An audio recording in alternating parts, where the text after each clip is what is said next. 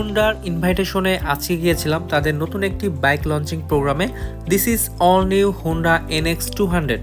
বাইকটি 184.4 CC single cylinder air cooled engine. বাইকটির maximum power 17.03 bhp এবং ম্যাক্সিমাম টর্ক 15.7 নিউটন মিটার। বাইকটি control করার জন্য পেয়ে যাচ্ছেন dual channel ABS, slipper class with traction control. এছাড়াও সামনে রয়েছে USD সাসপেনশন এবং পেছনে রয়েছে 7 স্টেপ অ্যাডজাস্টেবল মনোশক সাসপেনশন।